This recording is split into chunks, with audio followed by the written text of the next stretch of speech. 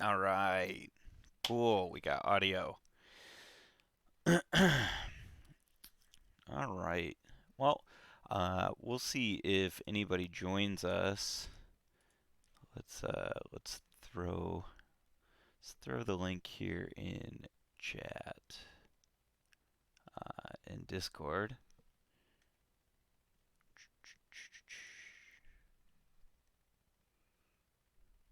Do do do do do do do do do do. One second.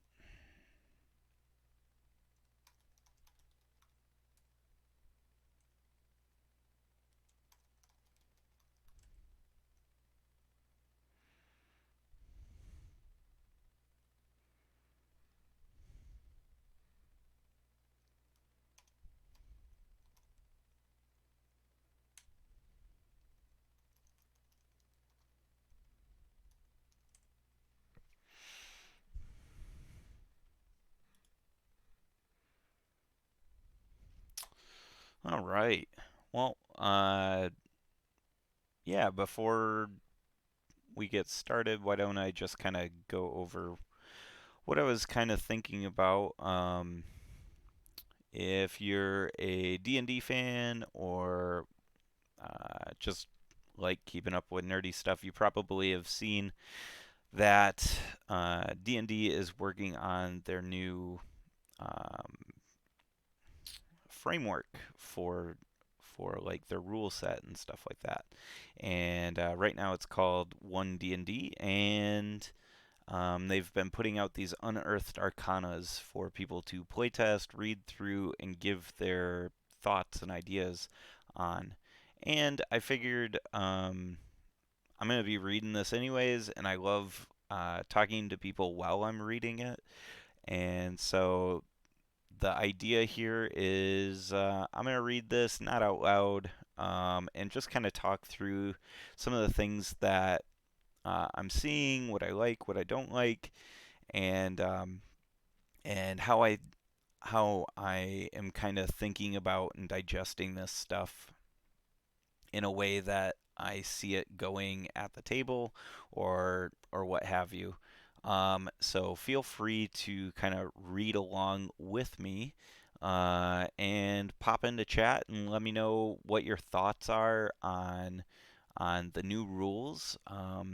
We will be containing the conversation here to the new UA for expert classes only.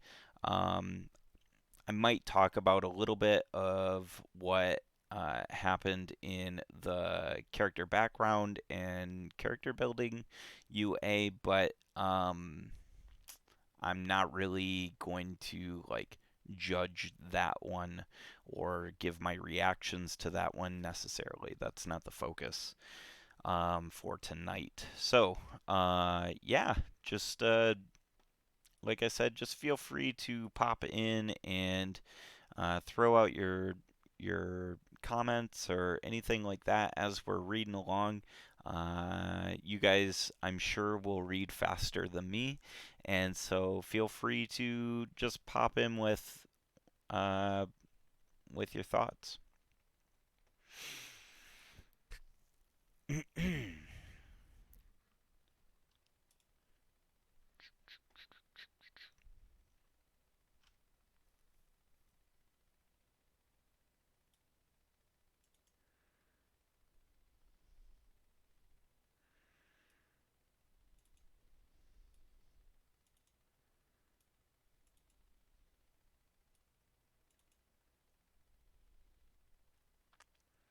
So that's something that I'm super excited for. Actually, in this UA is this concept of uh, like class group. So I did watch a little bit of the primer video uh, that Wizards of the Coast put out yesterday, I think, and yeah, it. So what I feel like the name of the game for this iteration of D&D is it's going to be like this this modular living system. And so what I see in the previous Unearthed Arcana and from what I was hearing in the primer video is that um, their big focus right now is creating pluggable bits so that they can like expand the game and let it like live.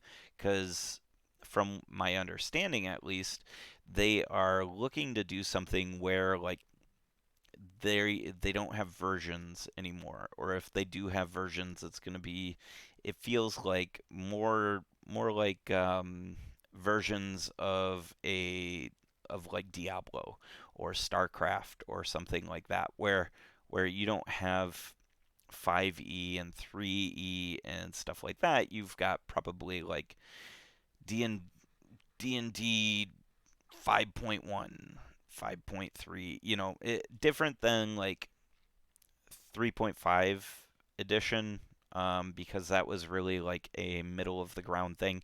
It feels like it's going to be more like just living.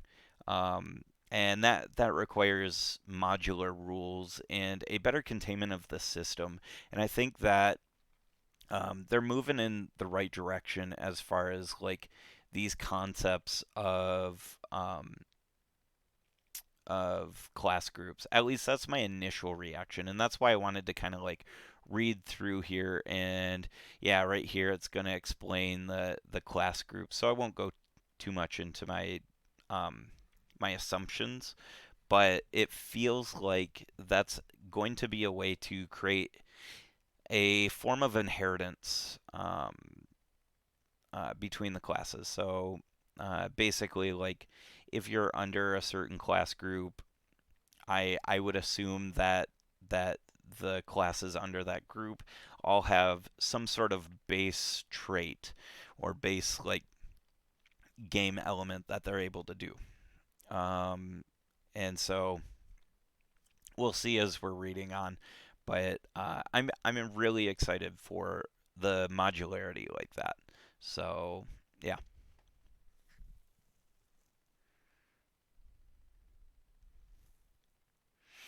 Also, if you are new here, I'm DM Allen. I know I just kind of jumped into it. I'm DM Allen, and I've been DMing for a long time. Uh, I started DMing in the 3.5 days. Um, really enjoyed it. I've been kind of a forever DM since. Um, I was the DM for Roll with Advantage, which is a D&D podcast we host as part of the DM's table.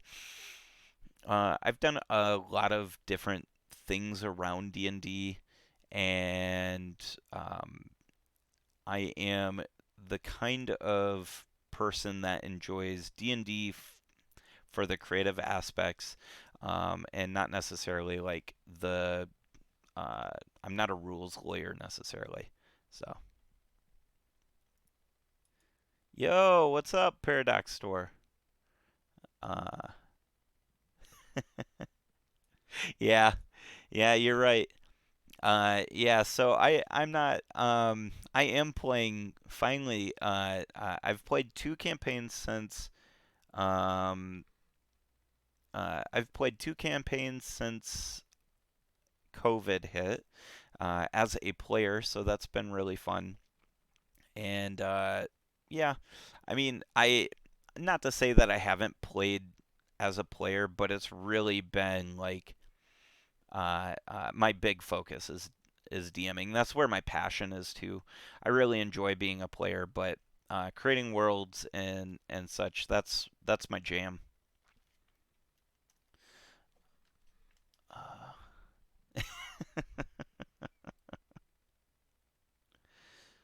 oh, 1 second here.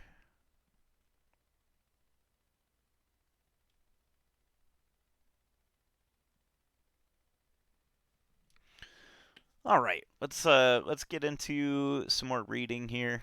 I'm I'm going to jump all sorts around. If you guys have something that you want to call out for me to kind of like look at and read and discuss, just hit it up in chat, and I'll jump around to that location.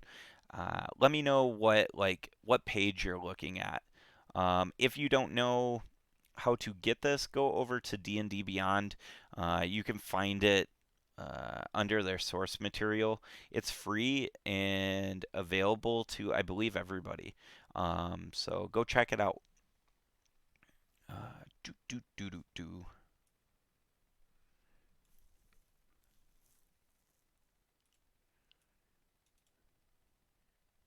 Feats are interesting too. So this is something that reading in the previous Unearthed Arcana, they're changing feats a little bit to be more like level locked. So I'm excited to see how that goes. That kind of feels a little bit like feats in some of the feats in 3.5 where you had prereqs um, that you had to fulfill. And a lot of those prereqs would be like you have to have a certain skill level or something like that, um, or attribute value. And a lot of times you couldn't get there without like leveling up and stuff like that. So it'll be it'll be cool to see the modular like level based system. Um, I'd like to see the feat system in its entirety. Hopefully we see that here. If we don't, that'll be a bummer. I'm really itching to see what that feat system looks like. And this was cool too. This is more modularity here in the spell list. So they broke the spell list down into three major types. You've got arcane, divine, and primal, and classes fall under those types that can use those like spell lists. And this is really, it feels like it is a demand because of creating classes that are mixed, right? So, like the Artificer or other classes that can pull from multiple uh, uh, spell lists. When you're expanding the game like that, you're not going to have the ability to say like or it's less clean. You have the ability, but it's less clean to say, okay, you're an artificer, and you have access to like wizard spells, and you have access to like druid spells. They don't, but as an example, because you're an artificer, you should have access to the stuff that artificers would have access to. And so they boiled that down into three major groups. And I kind of liked seeing that. It'll be a lot cleaner. It'll probably be a lot less work for them, adding new spells and maintaining the game over the years. So yeah.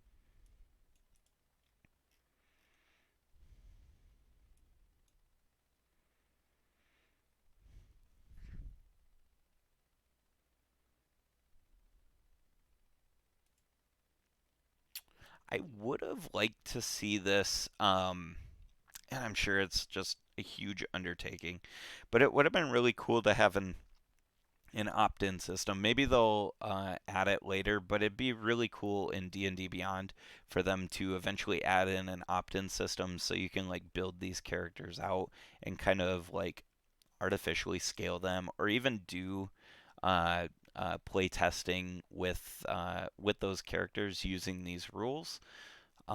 Because they're trying to make it so that the 5e rules kind of fit, or at least you can use like 5e adventures um, with the new rules moving forward. So I don't know. It'd be nice to see that in D&D Beyond. That from my understanding though, that would be like a huge undertaking.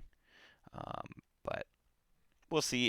It depends on how long they're gonna be like waiting on this, right? I forget how long D&D Next was out. Does anybody know?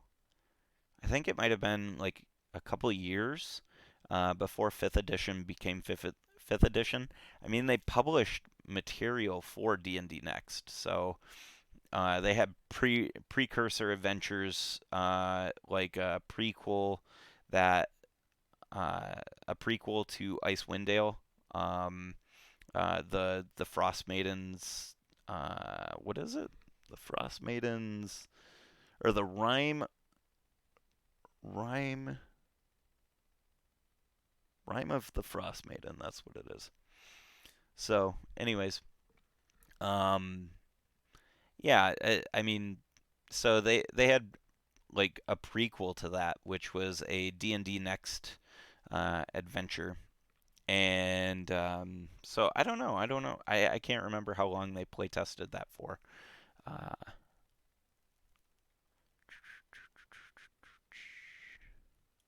let's see. Per the class.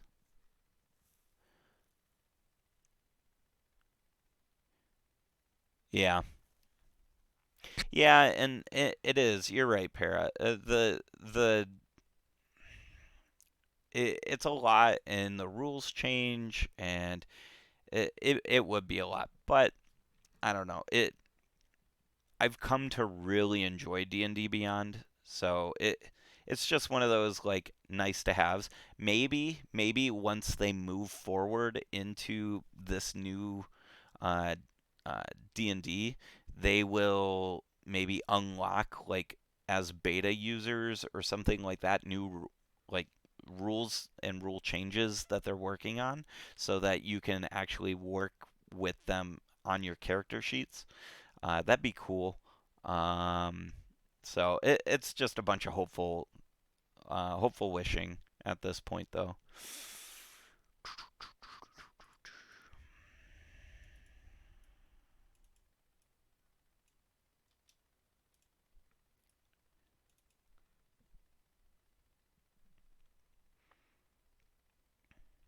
Yeah, yeah.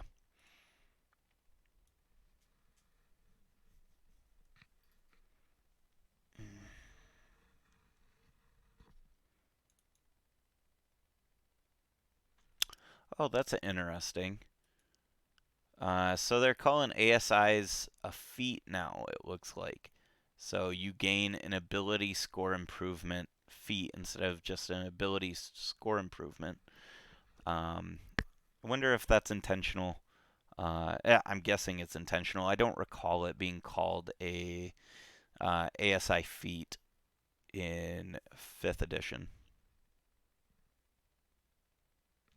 As a DM, do you think this new material system uh, of add-ons will allow for new types of stories and storytelling?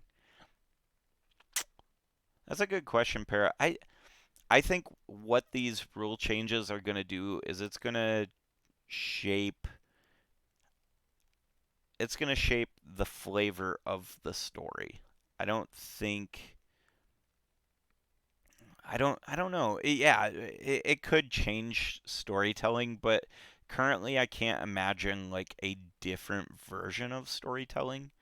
Um it really feels like though they're giving the tools to the DMs and the players in order to play the way that they feel is best. So a lot of people really enjoy like the battle tactics and uh, that style of play for D&D, and other people are in it, critical role style. They want to do heavy RP, and the fighting it can be loosey goosey. I fall closer to the middle, leaning hard towards the RP side. Um, I see the point for like uh, combat rules and stuff like that. But my rule of thumb when I'm playing is you tell me what you want to do as a player. You tell me the DM what you want to do, and we'll figure it out together. Or if it's just too ridiculous and you just don't have the the the action economy for it or what have you, it's very rarely will I shut it down. Yeah, I'm kind of a pushover DM to some degree. I love the rule of cool, so I I I am sure that the new tactics are going to change the story and how the story like unfolds. But I'm not sure about like different forms of storytelling. So, would it be helpful if I put the chat on the screen? I'm kind of running out of room, but I might be able to. Let me see if I can. That'll probably be helpful for if we upload it to to YouTube. Let me remember how I do that. Can't remember now.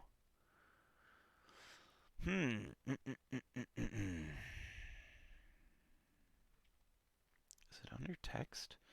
Let me mess around with that real quick. Do.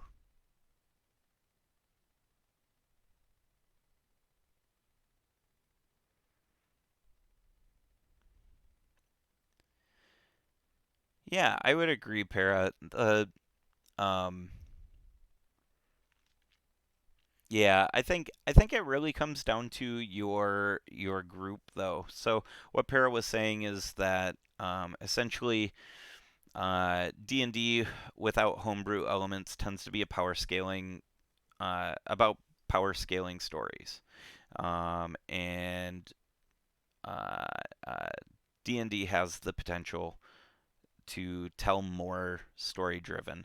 And I think a lot of that comes down to the group you're in and the D&D or the DM you have or are, right? I think that um, those are two main factors to that affect the kind of game you're gonna get. Um, because really, I mean, you could use D&D to like really dig into the RP version or the cinematic combat. I really enjoy cinematic combat where people are encouraged to be descriptive of what they're doing, and and I try to be descriptive of the surroundings and stuff like that. So let me see here.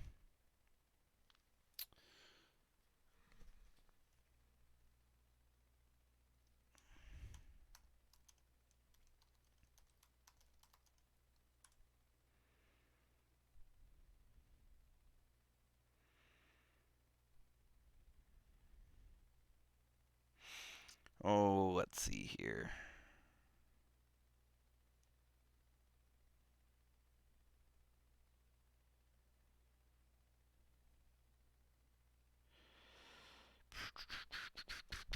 Well, there is a way to do it, but I don't know if I'm gonna spend time doing it on this stream. I'll what I'll do is I'll kind of read off kind of what's going on in chat maybe, and and then we'll we'll get it out there for the next stream.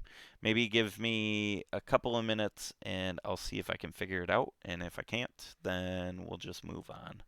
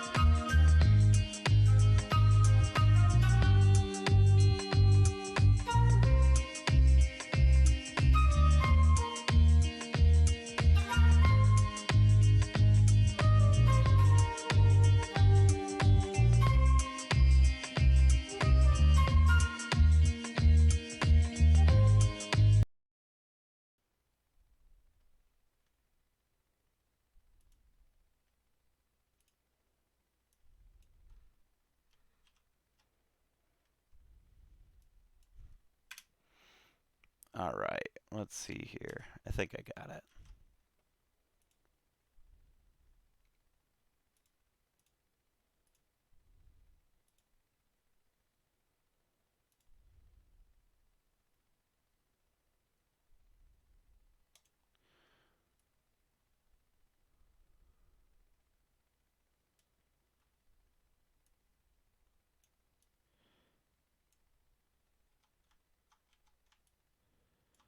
All right, how we doing here? Let's try to.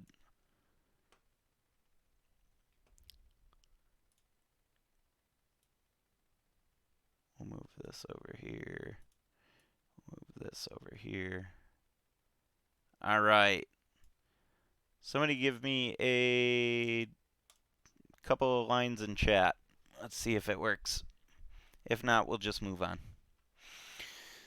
Do do do do do do.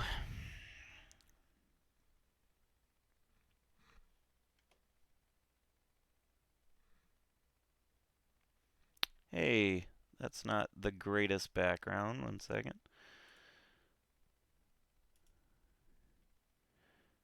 Oh, let's try white. What is RGBA for white? I think it's all 100.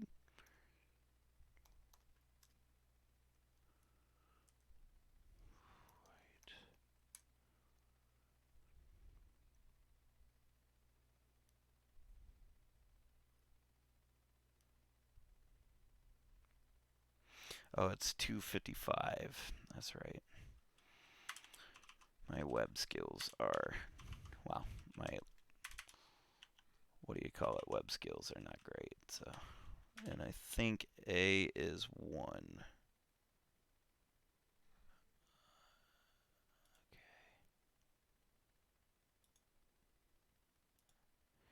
Yeah, that didn't quite work.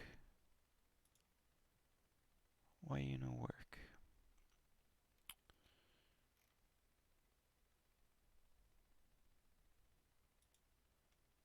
All right. That's still unreadable.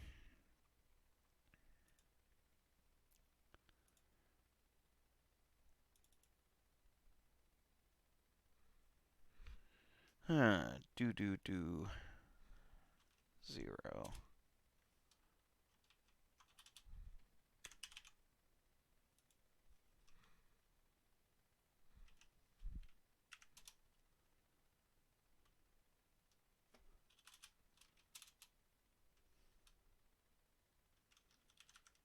Hmm.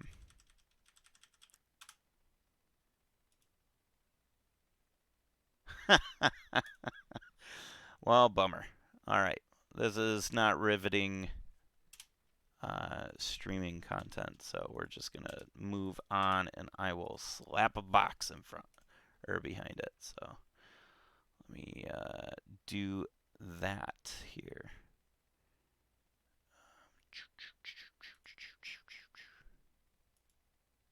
What's a color source? Yeah.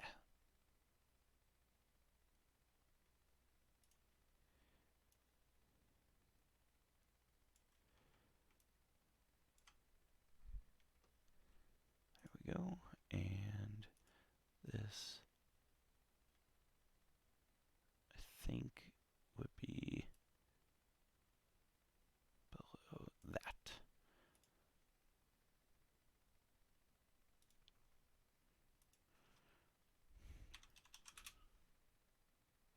There. Better.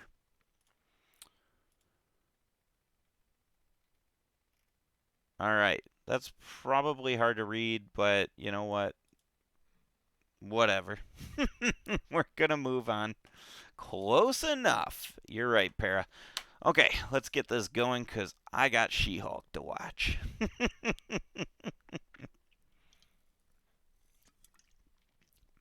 All right. So each class member.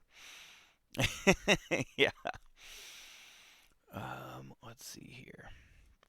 Set as a group of classes that have certain features and themes in common. Yeah, so that's exactly what I was talking about with the inheritance. So I think what they're doing is they're creating this modular system where like the classes will fit underneath a class group, and those class groups will dictate some sort of inherited class features that are are common among those groups. From the primer video, they were saying they're gonna that you should transition your thinking for like your classic D&D group to be make a group or if you want a classic D&D group, make a group with one class from each group. If you're doing 4 players, so you would have an expert, a mage, a priest, and a warrior, and you would essentially choose one of the classes in those groups. And yeah, I agree with this move. This is a solid move, I think. Um, yeah, so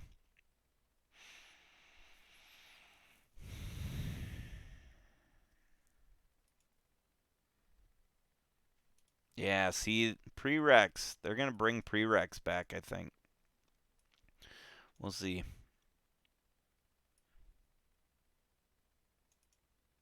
Yeah.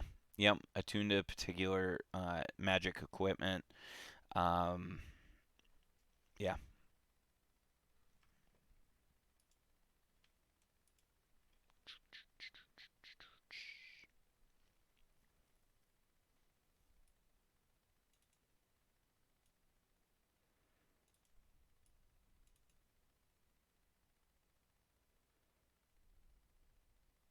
Hmm.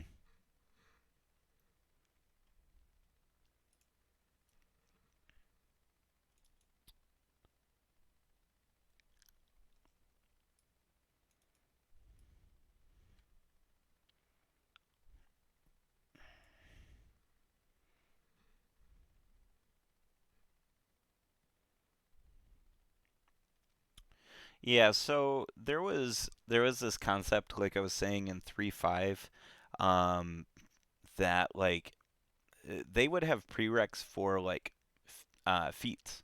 So like they have prereqs currently in 5e for feats. Like you have to be a dwarf in order to get some of the feats, or you have to be like a ranger or something like that.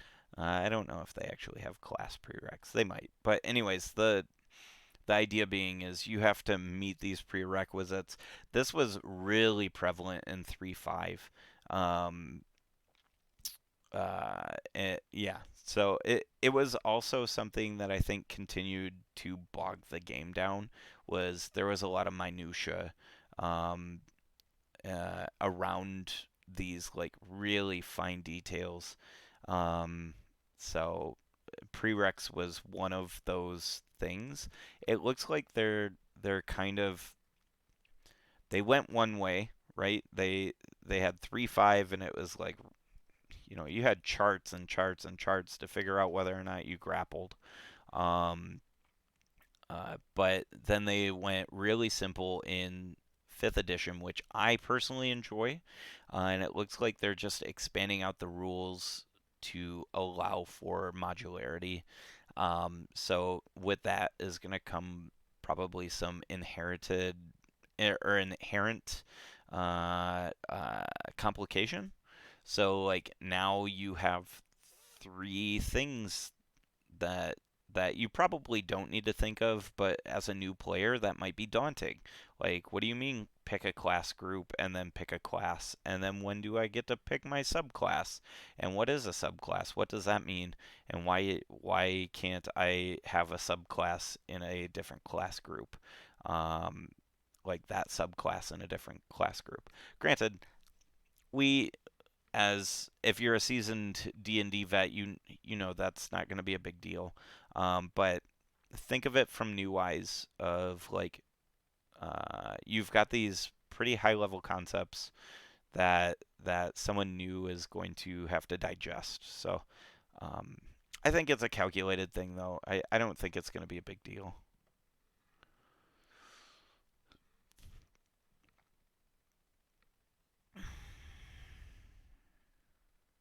Yeah, so one of the things that they really were getting into in the previous um, Unearthed Arcana is the changes to the character building process is going to actually allow you to fine tune into the character you love. So you will be able to, their idea, anyways, is you will be able to build the, like, you'd be able to build Strider from Lord of the Rings, or you would be able to build anybody from any classic character set, right? Like uh, because you can because you can fine tune it to the point of like it doesn't matter if I'm an elf, I won't be penalized picking like an I don't know like a elf fighter or an elf uh, what do you call it barbarian. Like you could be an elf barbarian because of how they change the character building process. You essentially pick two attributes, and it doesn't matter what your race is. Your race just provides features, um, so extra tidbits, but it doesn't make a build unoptimized when you choose a race. Which will be nice because you're gonna stop seeing a lot of like against type characters because there isn't a type, and then you also aren't gonna see these like a bunch of half elves running around at like League Night, like Adventures League and stuff like that. Because people are going to gravitate towards those power builds, and if you take those like limitations away in the um, in the race, you are going to see a more diverse group and see like cool mixings. I don't know. We'll have to see. Currently, that's conjecture. I think as far as like the prereqs. Um, I'm not sure. We'll have to see what those prereqs end up being on what, right? So we'll see. All the classes have a few new features.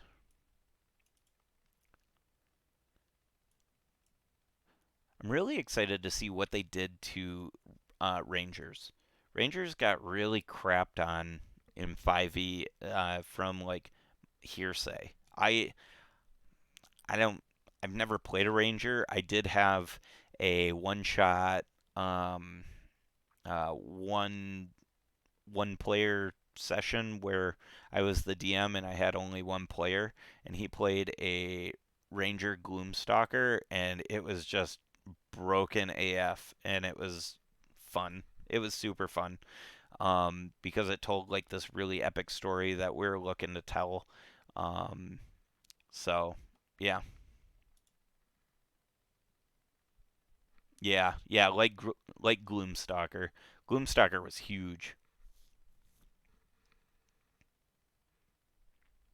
Yeah. Oh, all right. Let's jump into the bard. So again, like 5e, a bard's primary attribute is going to be charisma.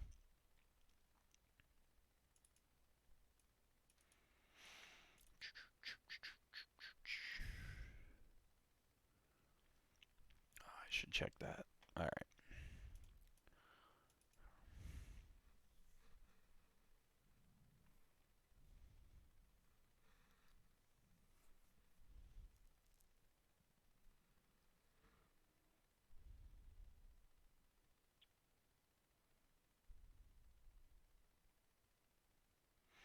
Hmm. I think. Okay.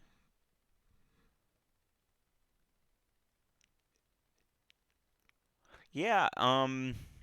If I remember correctly, you only got to choose one instrument that you might be proficient in. I did play a bard. He's actually one of my favorite characters that I played. But unfortunately, he wasn't that kind of a bard. He was a vocalist. Um, so I never really needed like instruments and stuff like that. Um, that was a very fun character, actually. I loved that character. My my little Adonis. That was his name.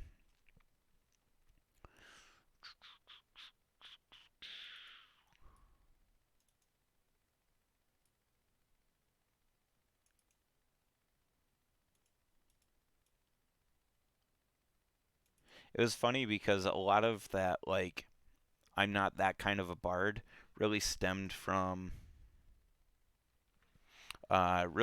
from the roles. So we were playing in uh, in the Nine Hells, and those I would do like performance roles whenever like I would get like a lute or something like that, and I'd play a lute, and I'd roll performance rolls on it, and I'd only get like I'd roll ones essentially, and so the joke became every time I'd played an instrument that I'd play it so badly and so like loud and obtuse, and so my character's fallback joke was that he's not that kind of a bard. And so he was a very quippy, wordplay creative bard and a vocalist, it turned out. Oh, cool. Okay.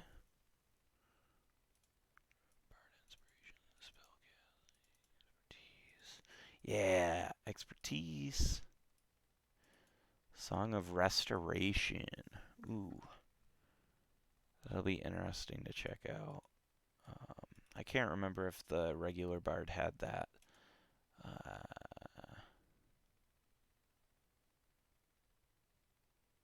Might want to pull up the the bard rules or the class rules over on a different screen here. One second.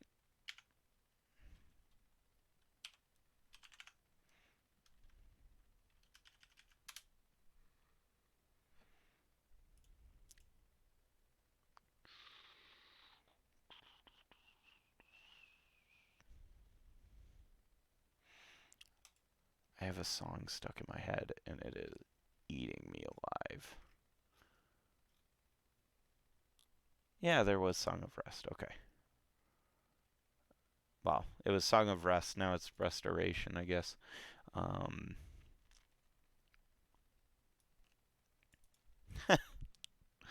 that's funny. Interesting. Yeah, what feature is that para for the reaction healing?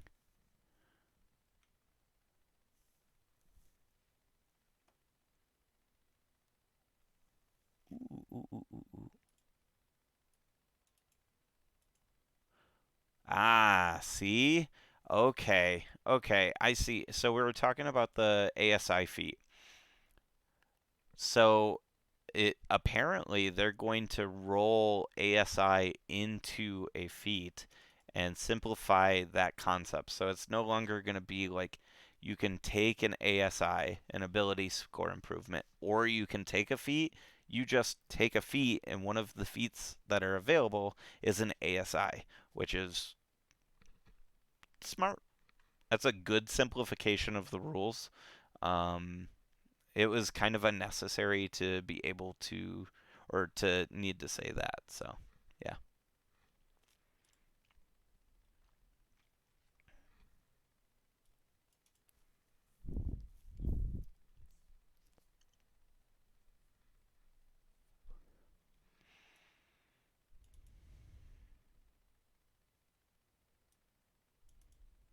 Armor training.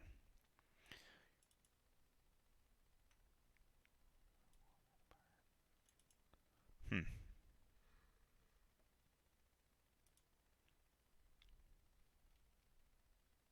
Oh, interesting.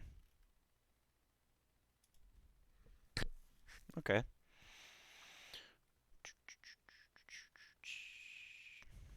I don't remember that being a bardic inspiration trait previously. So that must be new.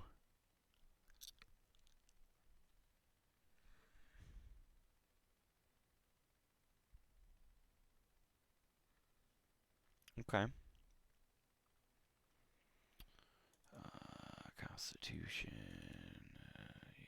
Yeah.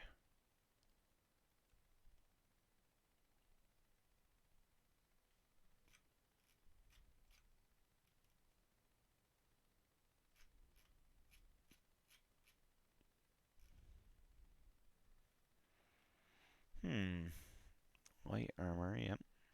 Cool.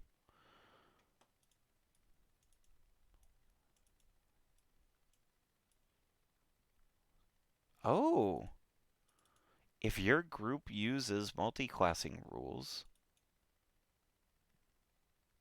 Oh, I wonder. So multi-classing might be like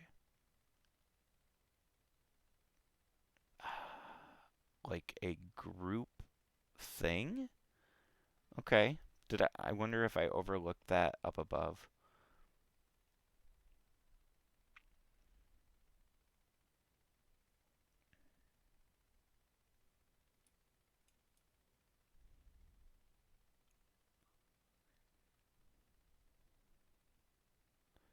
Gotcha.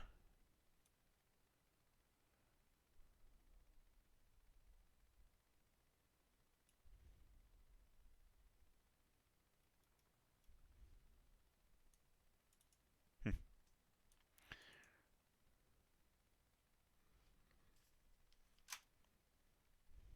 Whoops. What did I do?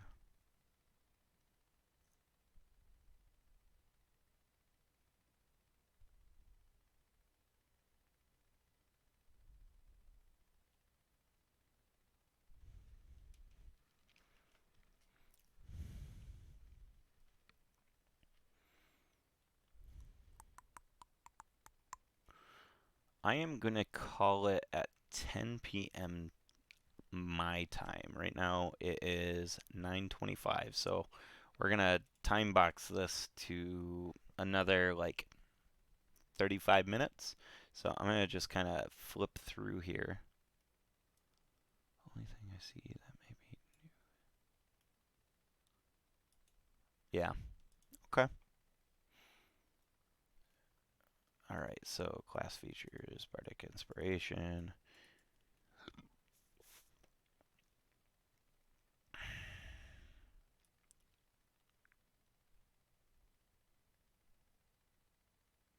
Whoa.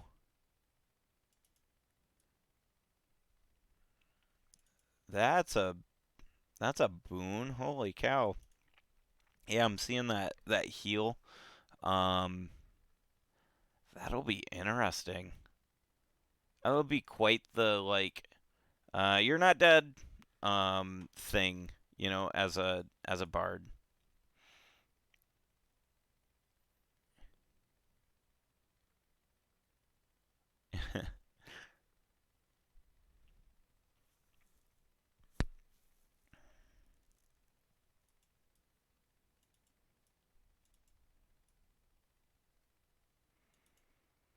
Yep. Boost a D20 test.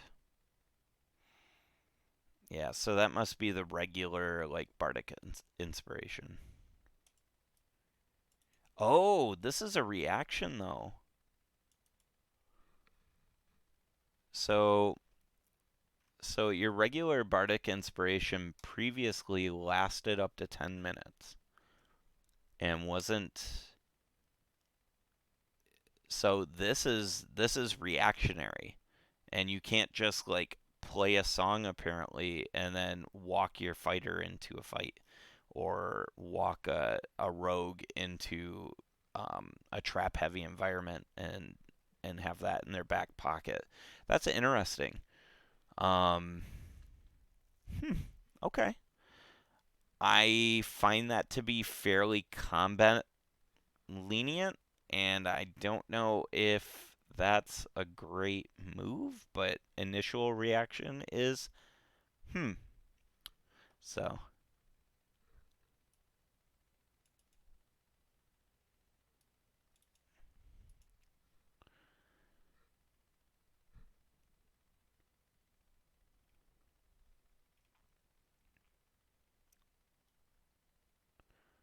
ooh, Song of Restoration.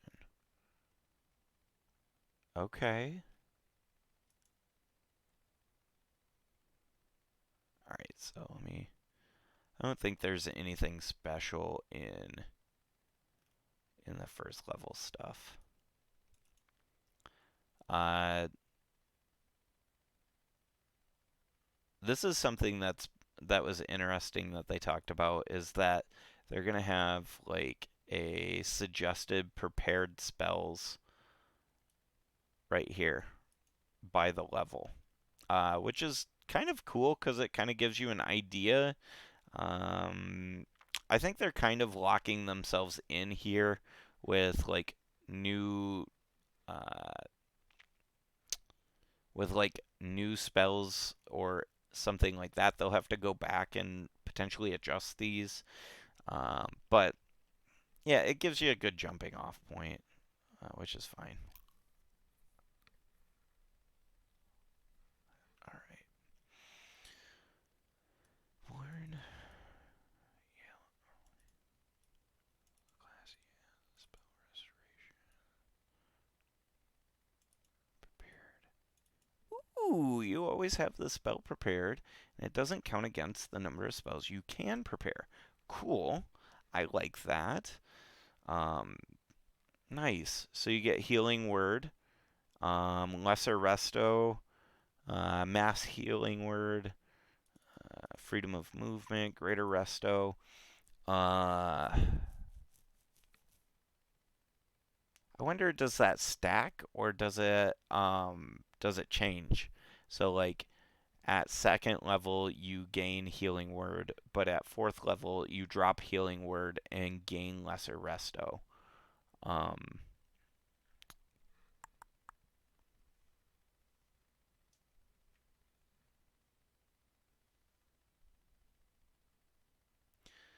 yeah, yeah, I would agree.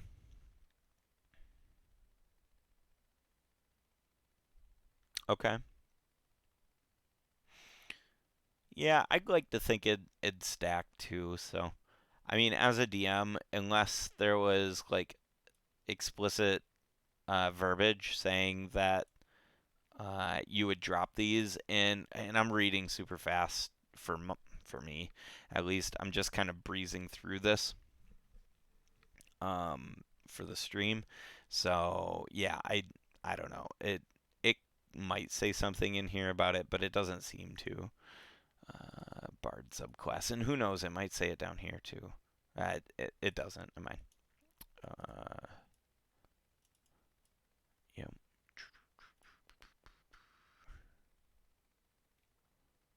Jack of all trades. Everybody loves that. Half proficiency. Yeah.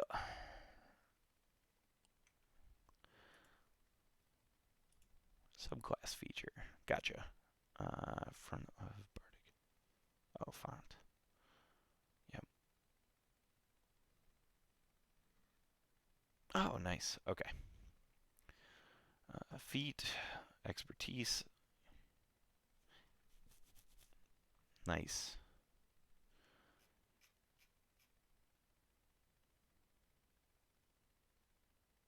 Yep. They're giving out that expertise early. It used to be your expertise would come in at 10th level. So they moved that up to ninth level. They're adjusting some of that stuff too, so it'll be interesting to see like as you're as you move up, you're always getting something per level.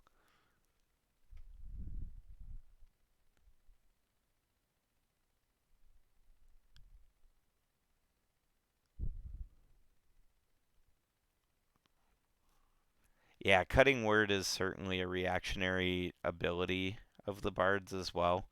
Um, yeah, I would agree, Para. The bard is feeling like a reactionary character. I wonder how this is going to play out with like some of the old stuff that was just like an action is now moved to a reaction because you only get so much in the way of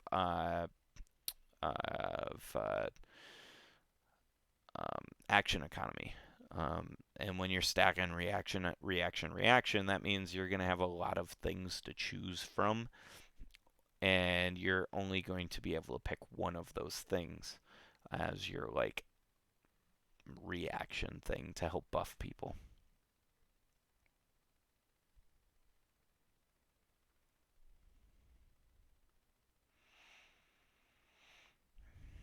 Yeah, I think reactionary stuff is rare in 5e depending on like your class cuz like rogues are reaction heavy. Once you get up high enough, you use your reaction to like cut your damage and stuff like that. So, um, cool.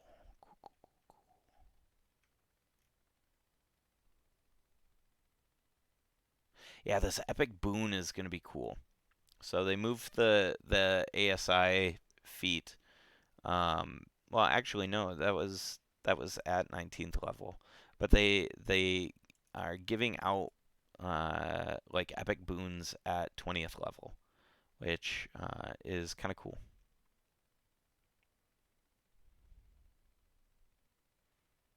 Ooh, the luck feat is an epic boon apparently. I hope there's an epic boon uh, chart in here to kind of peruse.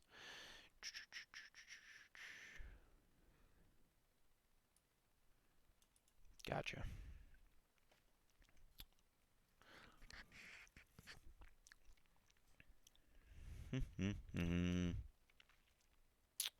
Bard subclasses, College of Lore.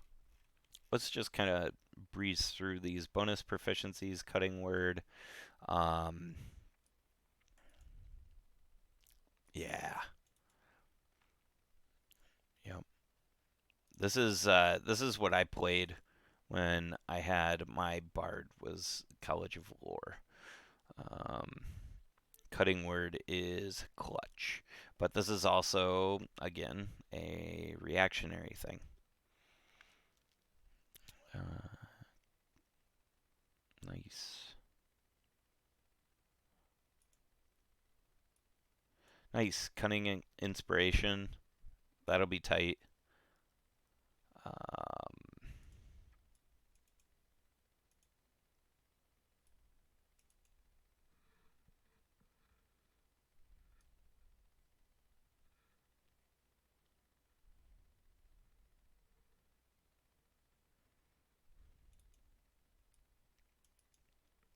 cool. Okay, into the Ranger. Well, let's quick actually bullet point what we've got for the Bard. I mean the Bard's cool. Um, nothing really to write home about. Uh, there's not there's not a big change. Really, the shifts I'm seeing is you know some of the stuff that you used to have as an action is moving to reaction. Um, and that's pretty much it. So, I mean, nothing big here. This is the one I'm really excited to read about. Um, that's curious. They've got two primary abilities. I don't know how that would work for Ranger. I mean, it makes sense. You need to be dexterous and wise to like move through the natures and the the big matchsticks in the ground. But primary means primary. So what's going on there? Especially like up here, we've only got charisma, and bards could potentially like gain from having dex as well. So let's dig in. Do do do do do do do. I got that song stuck in my head. I should open up Ranger over here. Ranger. Hit die. I'm curious to see. Oh, it is a D10 for Ranger. Interesting. Rangers are beefier than I thought. Do do do do do do.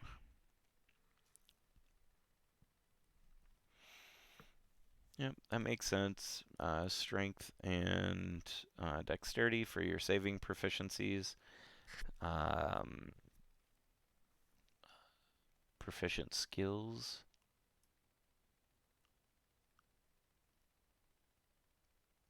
Nice. Nice. Cool.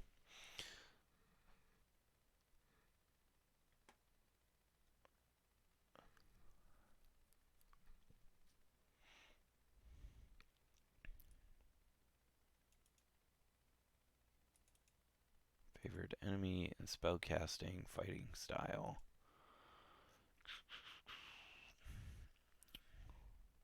Oh, interesting. Spellcasting starts at level 1 now. It used to be level 2. Uh, okay. Okay.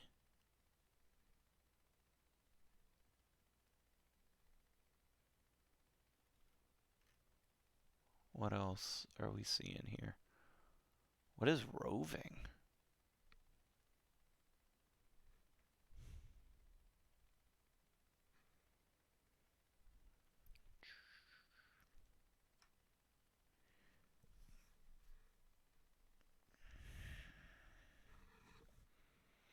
Hmm.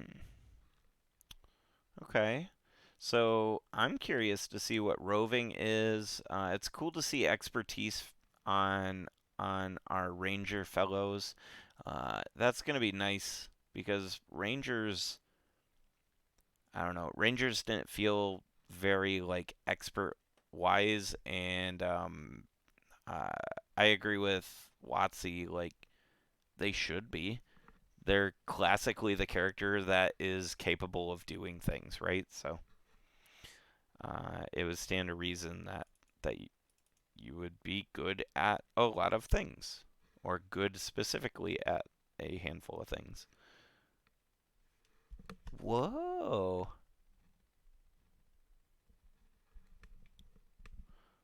Oh, that's what roving is. Nice.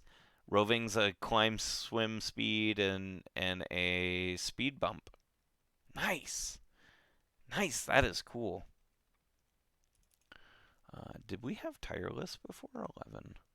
I vaguely remember something like that because that was something that was like super overused by my ranger build that my buddy played with. Huh. Maybe it was in some other feature, but yeah. Okay. Nature's Veil.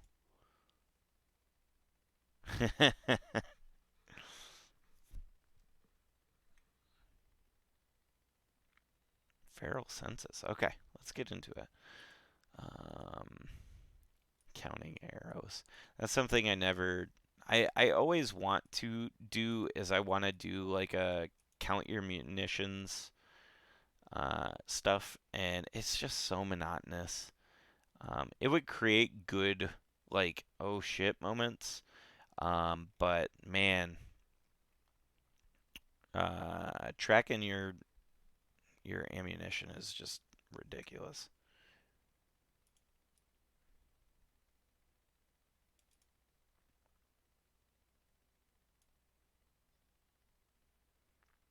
This again, if your group uses multi-classing rules, I wonder what group means. Does it mean class group or your group like your D&D group? Hmm.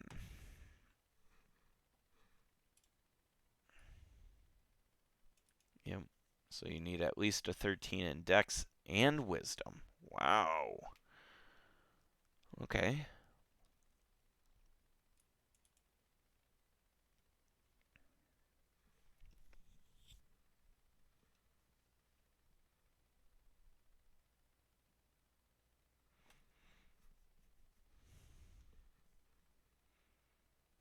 Yeah, that I assume it's a D&D party. I assume that's what they're meaning. Um, let's hope. It'd be kind of lame to have a class group that wouldn't be allowed to multi-class. Yeah.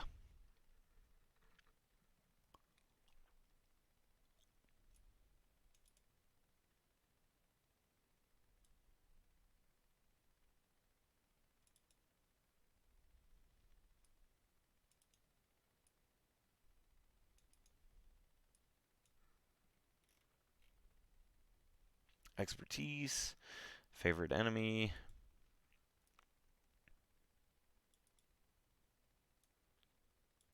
He's got the hunter's mark.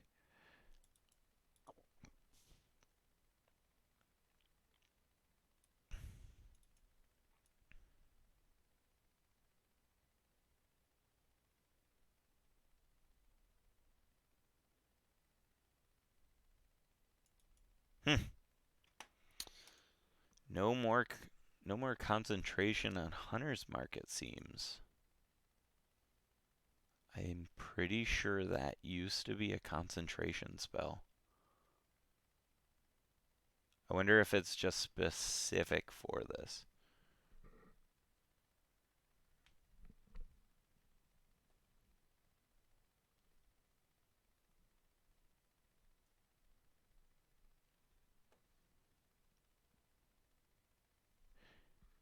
Yeah, this is different from the 5e version.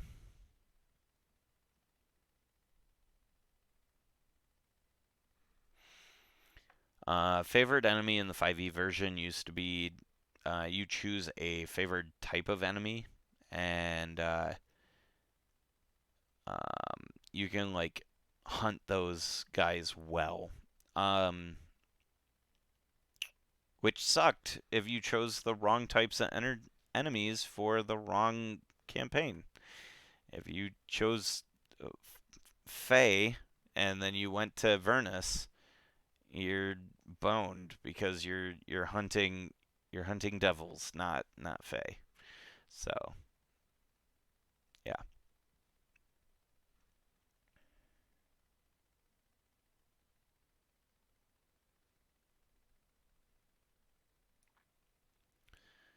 nice. You've got the primal spell list. Okay.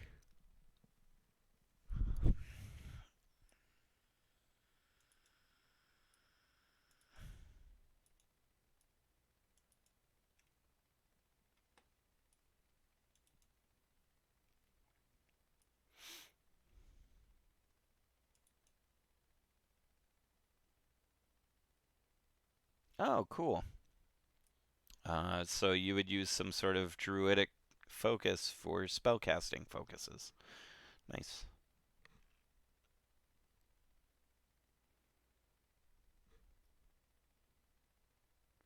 Yeah.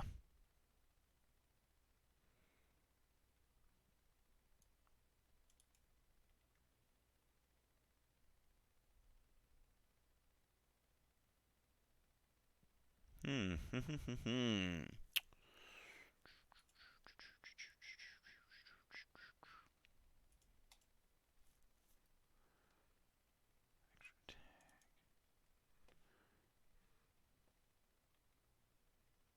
Yep. There it is. The roving. Nice. That's big.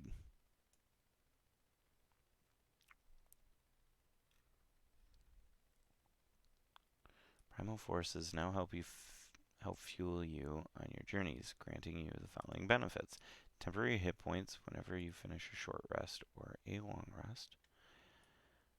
Nice. You get a D8 of plus your proficiency of temporary hit points. Wow, that's cool. Decrease your exhaustion.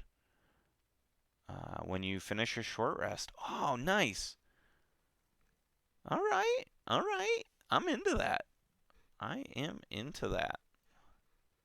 These are the kind of characters that you're gonna like run into that are I could see like people are just taking a short rest and this person is just well, let's go. It's been an hour and they just look completely fresh. That's gonna be cool. Yeah. Yeah.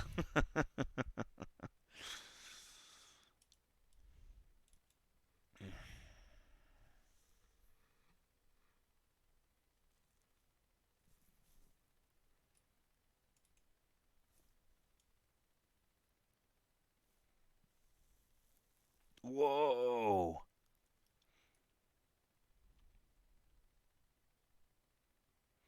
Nice. So as a bonus action, you can expend a spell slot and just become invisible. Nice until the end of your next turn.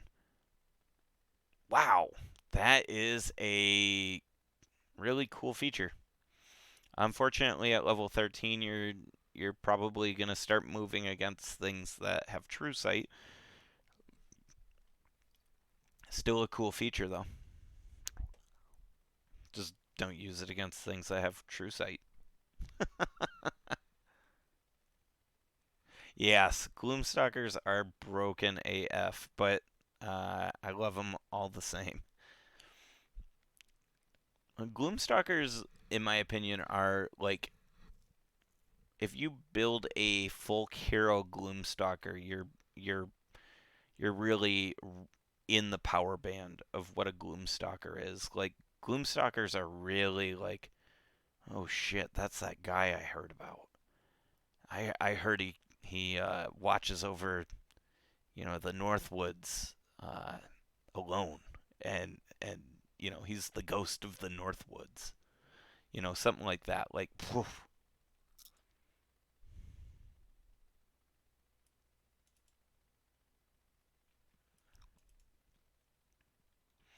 Feat and a Boon. Cool, cool, cool. All right. Let's see. Ranger subclass, the Hunter. Hunter's Prey. You wear down even the most resilient with a weapon as part of an attack action. Does an extra d8 of damage to the target if it's missing any hit points. Whoa, cool. Only once per turn. Wow. Wow, they're like giving out free smites. That's a heavy the Hunter's Prey. That's a really heavy adjustment, a D8 adjustment. Wow. Dude, the hunters are going to be some DPS bastards. They are going to be major DPS. That's the equivalent of giving a third level character, well, let's see. What did they have extra attack by third level? Or is that no, that's fifth level. So that's essentially giving an extra attack to a third level character. Yeah. Yeah. Yeah, they do need something. But like, wow. Like a full D8, that's an extra attack for free. Like you don't have a chance of missing. You get an automatic hit.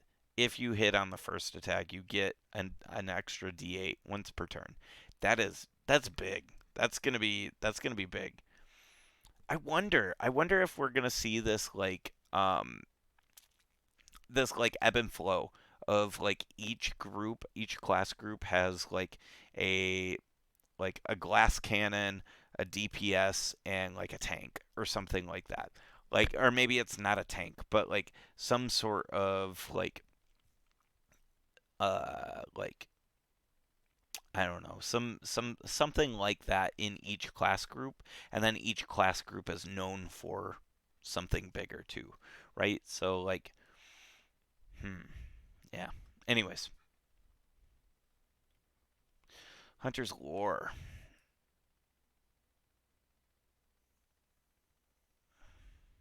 Yep, yep. I think they already had something like this. I might be misremembering, but I think they had something like Hunter's Lore before, and uh you needed to like mark the creature or something like that. Maybe I could be misremembering like a an extra perk or something like that, or yeah. Anyways, ooh, multi attack.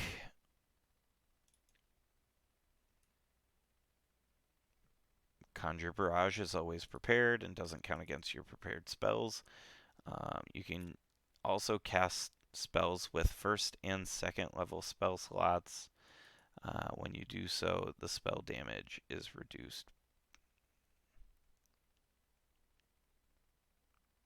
Oh, oh, so they're letting these guys undercast. So you used to be well, you can upcast, but now you could like undercast where like you cast a third level spell as a first level and you just subtract a d8. I I might be misunderstanding that, but oh, it's Conjure Barrage that you can use, like undercasting Conjure Barrage, I think. Yeah. Oh yeah, 10 minutes. Dang. Wow, under 10 minutes. All right, let's breeze through this.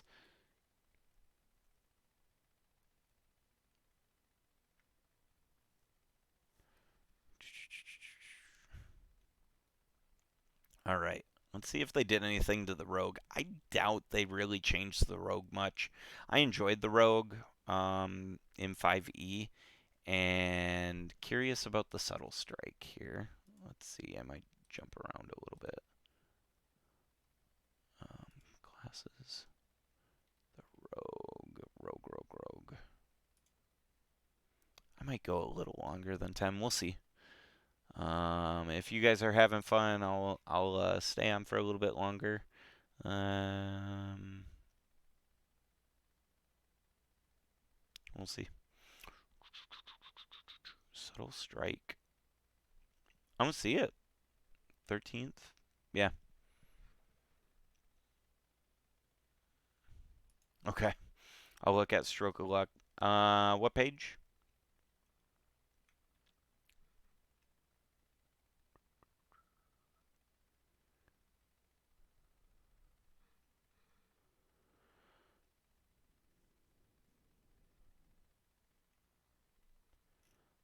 They kept reliable talent, which is great.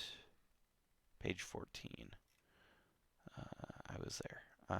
Do do do do do do do do do do do do do. Stroke of luck. You have an uncanny knack for succeeding. If you fail a d20 roll, you can turn the d20 into a 20. Wow, a short or long rest. Wow, that's a that's a pretty nice like 18th level ability though. Yeah, auto crit. Yeah, yeah. That's a good like 18th level ability. They bumped elusive down to 7th level or 17th level, so that's cool. Um, no attack has advantage against you while you're not incapacitated. That's great. That's really great. Slippery mind. Your cunning mind is exceptionally difficult to control. Wow, I like I like the rogue. I'd be super excited to run a rogue. Um, I don't think I've ran a rogue before, and if I have, I probably bastardized it for an NPC, like a DMPC character. Um, yeah. Uh,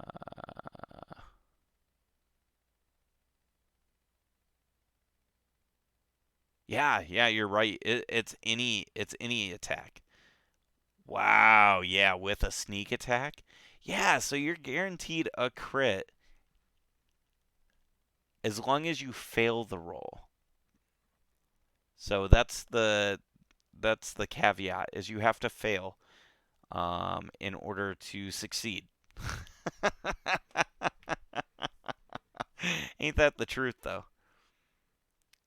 Yeah. Fast hands, thief. Ooh, nice. Take the search action. Okay. Sleight of hand, make a dex check. Okay. Okay. What's a search action? Para, do you know what the search action is? Maybe that's new to this to 1D&D?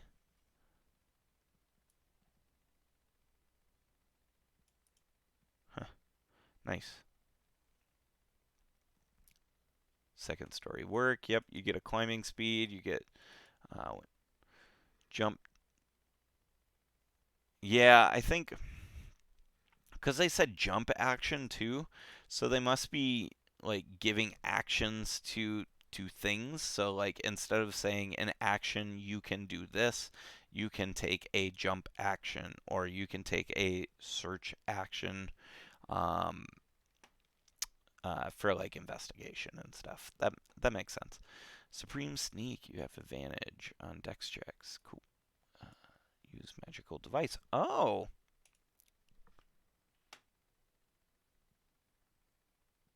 was that in?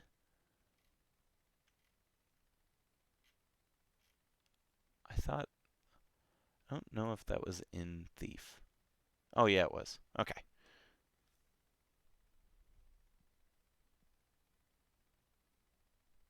Yeah. Yeah, and really I fall under that as well. Like it depends. It depends on what you're doing. So like um and like how you're doing it in order for me to consider whether it's a free action or an action. Um Generally if it's like a free action, I fall back on, well, as a free action, what's your passive? If you took a 10, what would your uh, what would your value be? Um, but even then, that's kind of, I don't know. I get wishy washy on it. Ooh, tons of feats, tons of feats. We're at the 10 o'clock mark. Para, you want to keep going, or is this fun, or should we stop? Is it boring? Uh, Let me know. I'll I'll stay on for a little bit longer if people want to hang out.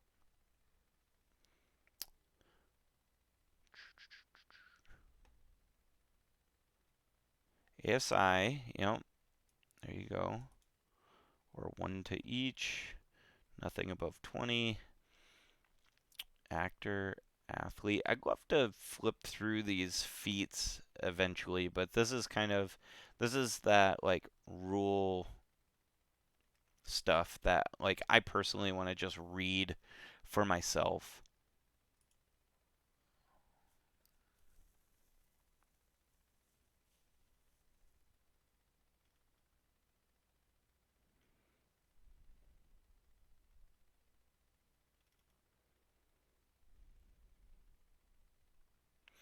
Yeah, see, fourth level feat. So like the prereq for these would be fourth level.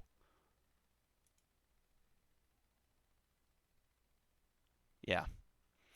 Yeah, it's a good way of like metering things out too, right? So you don't take certain feats too early, uh, creating like this power issue. Um, all right, let's look at some epic boons real quick. Combat prowess.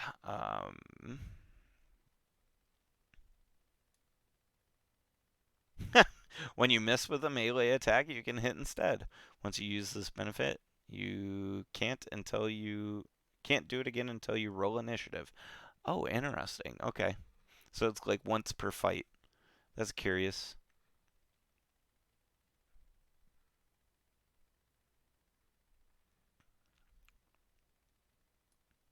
Misty Step. Nice. Short or long rest. Okay.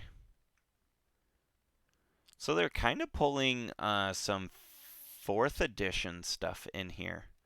So in fourth edition, you had like different. You had like your like dailies. You had your like um, it was essentially like things you could use at will, like cantrips, things that you could use once a day, these like power ups. And so like once per fight is something that they're kind of like pulling up. I think, if I remember correctly, there was abilities for that.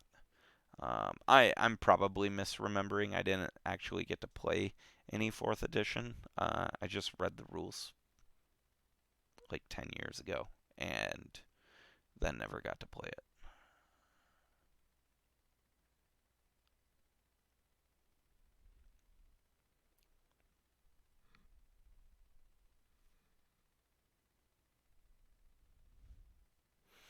Hmm.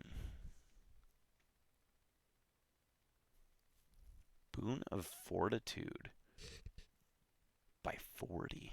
That's just ridiculous to think about when you're low level.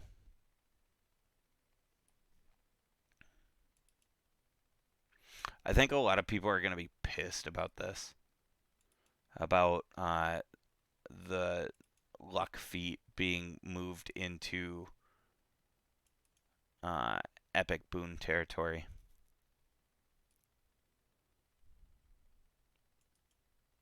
This doesn't look like the luck feat though. I wonder. Epic boon of recovery. Um. Wow, that's huge. Okay, yeah, luck feat's separate. Okay, good. That's huge.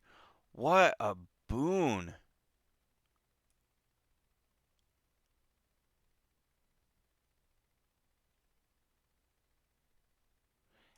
And a, and you succeed on every death saving throw that isn't a natural one. Wow. That's huge. Dude, those are some cool boons. Yeah.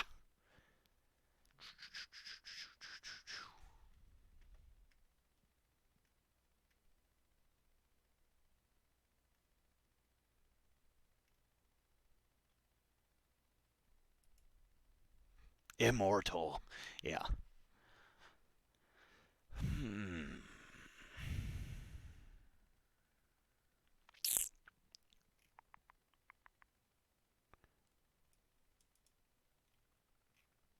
Nice. Those are cool. I'm gonna have to read through those in detail.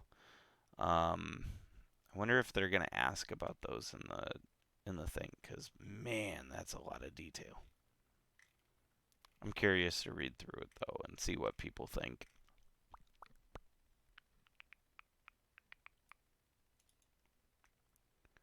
Armor training, I think that was fairly self-evident.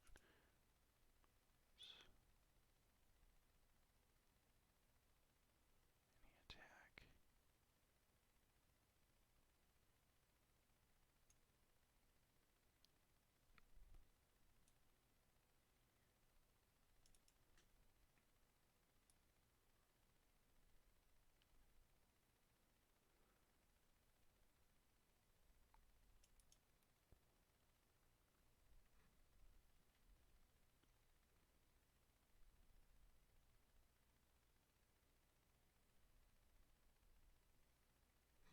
Gotcha.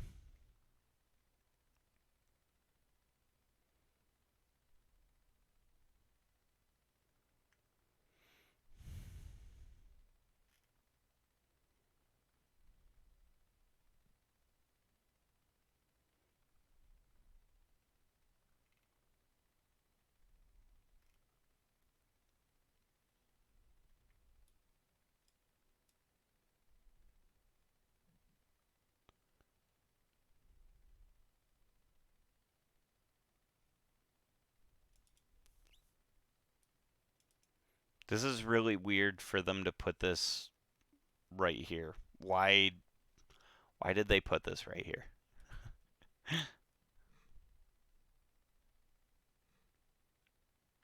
Did it?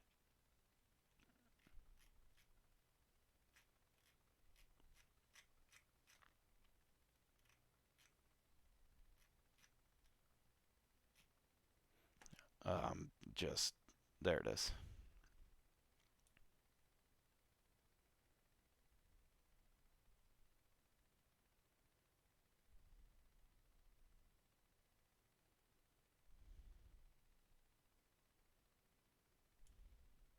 Nice. As a bonus action. Cool.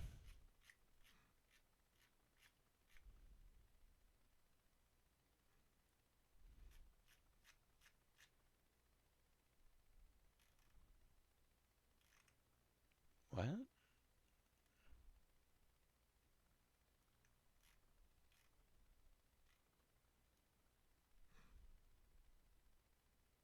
Oh, gotcha.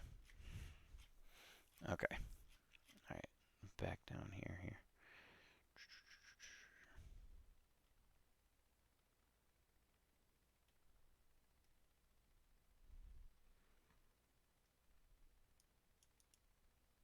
Yeah, half movement. Creature types. D20 tests. Whenever a character rolls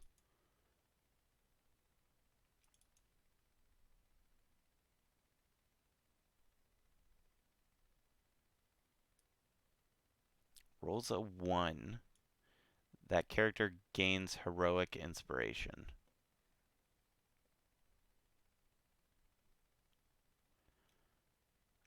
Gains it. Interesting. Okay. What's a heroic inspiration? Okay.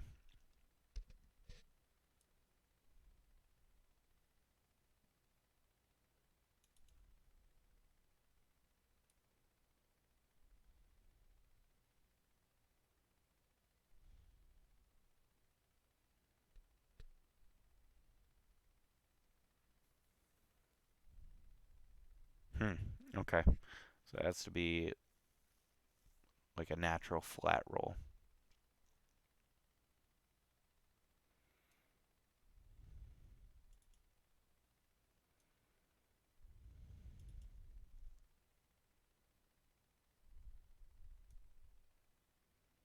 Hmm. I don't know.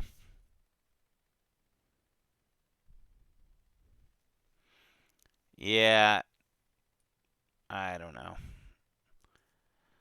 I like the idea of rules give inspiration, but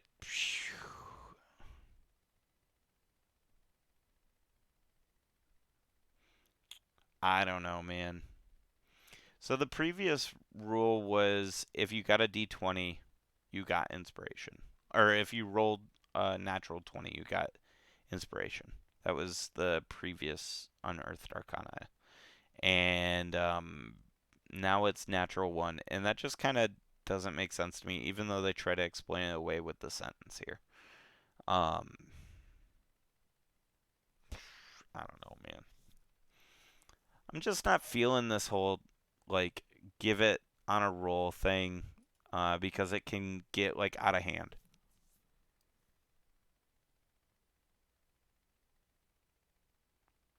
Yeah, I agree. I So here's the trouble, right? If you've got a DM that doesn't remember to give inspiration much, you've got this disparity of inspiration, which seems to be some like a usable resource now. So you have to replenish it somehow. But in my opinion, if it can be replenished, it should be able to be removed. So what you give, you also take away. And so like I don't know, if someone it makes more sense for someone to gain inspiration from doing something super cool than it does to gain inspiration from failing so hard.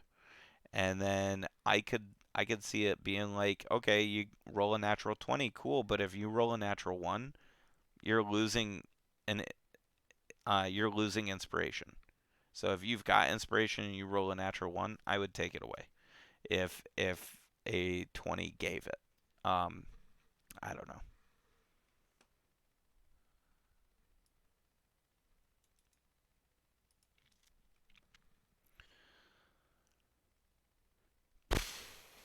Hmm.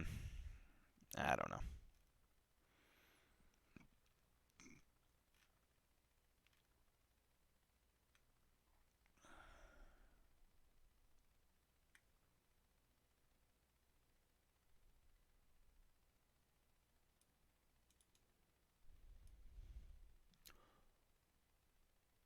Whoa, your exhaustion levels will affect your spell save DCs.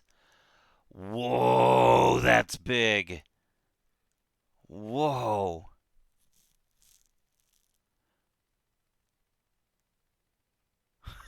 Yeah, indeed.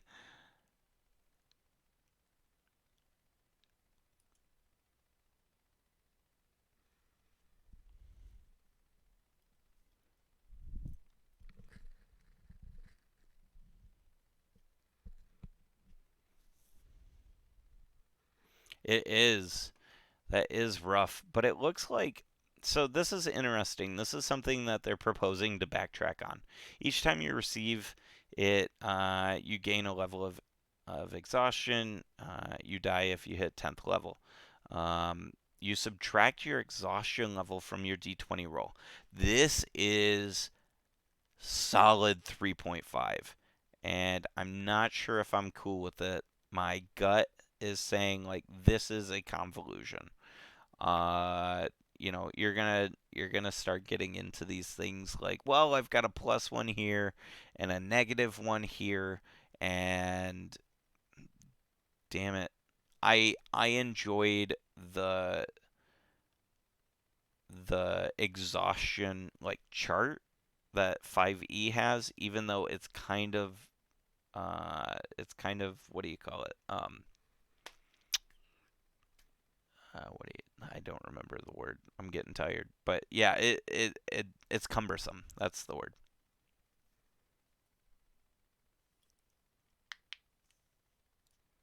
Yeah, I mean you're right. It does help level the playing field because some classes right now can handle exhaustion differently than others. But I don't know.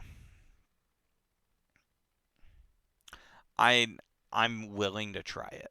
I'm willing to to try it.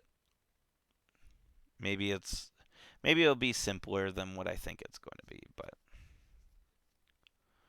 hmm. That was an interesting thing to pick out of there.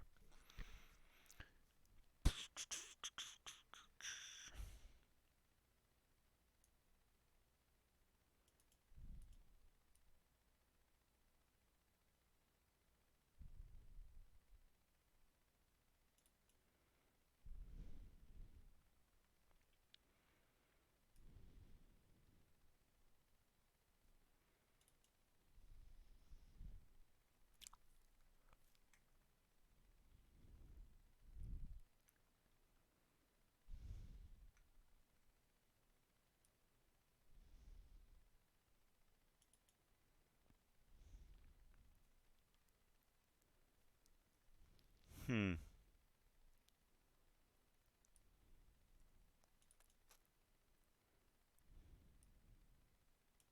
Ah, cool. Creature attitudes.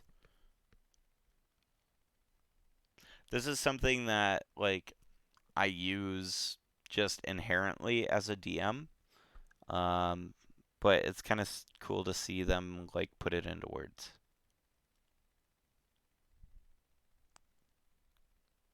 Yeah. Yeah, exactly. This is something that you do once you've been DMing a while. I think this is something you just like think about is like, okay, I personally like to think about it like the Oblivion speech um, thing, where you're trying to persuade the people, and their faces like get happy or sad depending on what you're saying. Um, and so that's kind of like the mechanism I use in my head, that like kind of control how these NPCs are reacting to the characters. And this is just kind of like an in text version, right? So you can in my games you can move between these with people based on the kind of dumb crap you say. So it's very easy, and my campaigns, depending on like the character's temperament or like how they are, if you say something crass in front of somebody who's very like not about that kind of language, or something like that, that'll change their demeanor towards the player characters.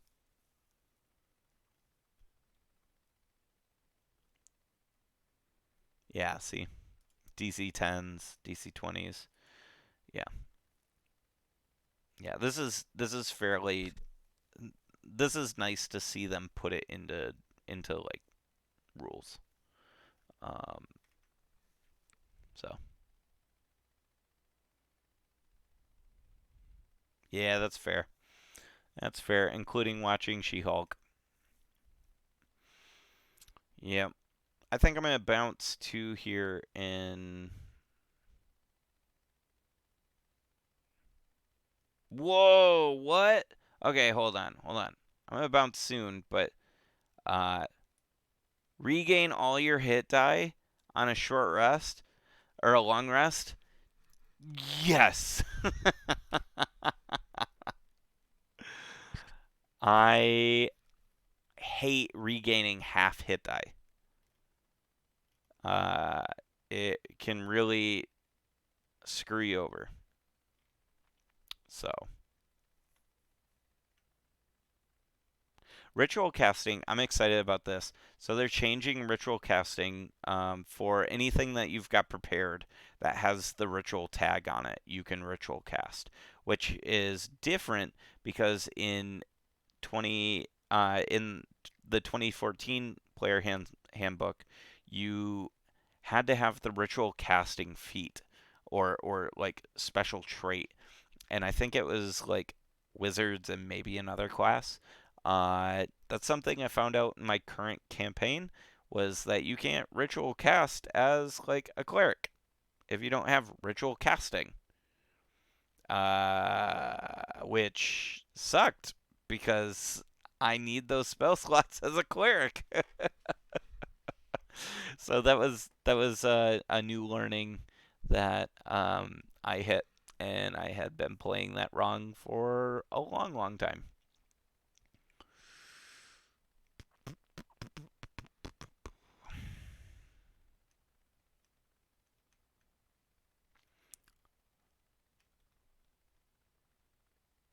Yeah,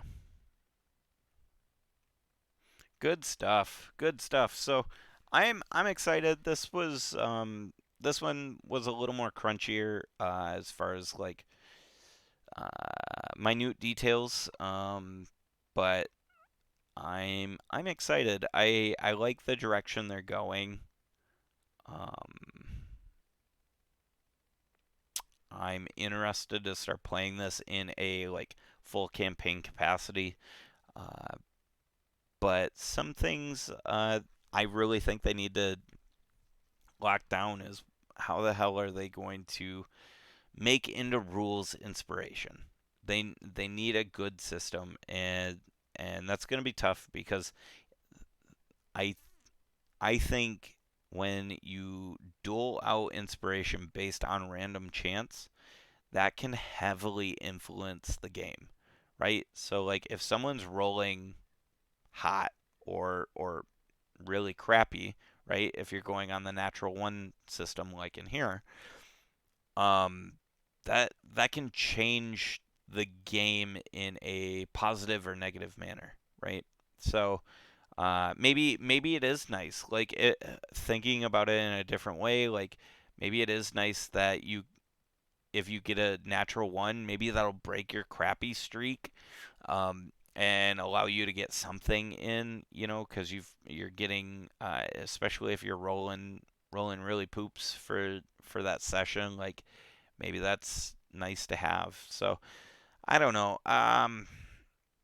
It's something that like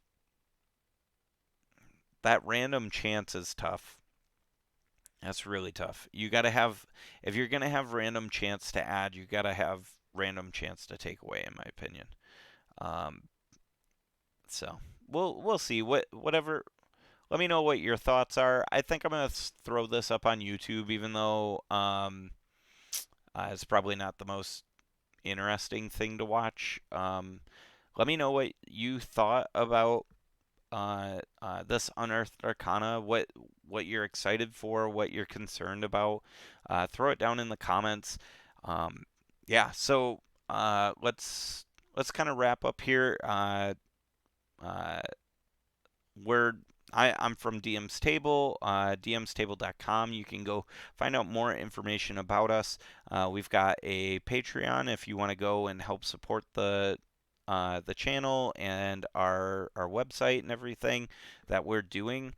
Go check out patreon.com/dmstable. You can check us out on our social media accounts as well. Facebook at the DM's Table and Twitch, or not Twitch, on Twitter at DM's Table. Um, yeah, we've got a book club called the 800s that we read a book every 2 weeks and talk about it in a live format similar to this. Um, and I hope you guys enjoyed it. It looks like Para enjoyed it. I like the idea. Maybe I need to settle aside a little more time to read through it, or maybe read through it a little more beforehand. I don't know. Let me know what your thoughts are in the comments. And I would be super stoked to keep doing these kind of streams and videos and stuff like that as more Unearthed Arcanas come out. Again, we are not trying to influence people in how they think about the new Unearthed Arcana and 1D&D. This is something that I just kind of I like doing. When I read through these, I text a bunch of people all about what I'm reading through. Like, oh my God, Para, check this out. You know, long rest, no more half hit dice. So I felt like maybe it's something to do on Twitch instead. So yeah, uh, makes PC death much harder rolling. Yeah, yeah, that's true. That's true. Um, yes, yes. I can't wait to have you at the next 800s. I'm excited to have you back. So, anyways, I'm gonna sign off now. Go check us out on DM's Table. All the super important information's over there. And yeah, see you guys later.